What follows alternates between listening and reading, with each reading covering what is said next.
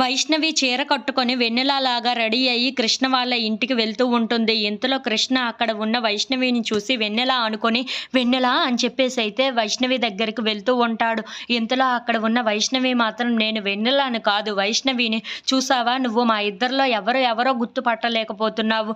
ఇప్పుడు నేను కాస్త చీర కట్టేసుకుంటే నువ్వు నన్ను వెన్నెల అనుకున్నావు అని చెప్పేసి అయితే అంటూ ఉంటుంది. ఆ మాటలు వినగానే అక్కడ ఉన్న కృష్ణ అయితే ఒక్కసారిగా షాక్ అయిపోతూ ఉంటాడు.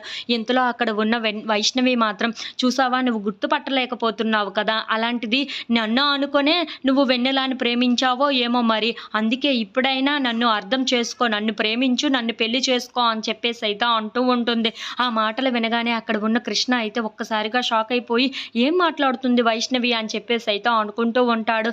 ఇంతలో అక్కడ ఉన్న వైష్ణవి మాత్రం అవును కృష్ణ, నువ్వేదో మాయమయంలో పడిపోయి నన్ను వెన్నెల ప్లేస్లో నన్ను ఊహించుకొని నువ్వు నన్నే అనుకున్నావే తప్ప నువ్వు వెన్నెలని ఎలా ప్రేమించగలవు చెప్పు, నువ్వు వెన్నెలని ప్రేమించడానికి వీలు లేదు కదా, నీతో ఫస్ట్ నుండి లాస్ట్ వరకు ఉన్నది నేనే కదా వైష్ణవిని, అందుకే నువ్వు నన్నే ప్రేమించి ఉండాలి, ఇకనైనా అర్థం చేసుకో, నువ్వు వెన్నెలని మర్చిపోయి నన్ను పెళ్లి చేసుకో అని చెప్పేసి అయితే అంటూ ఉంటుంది.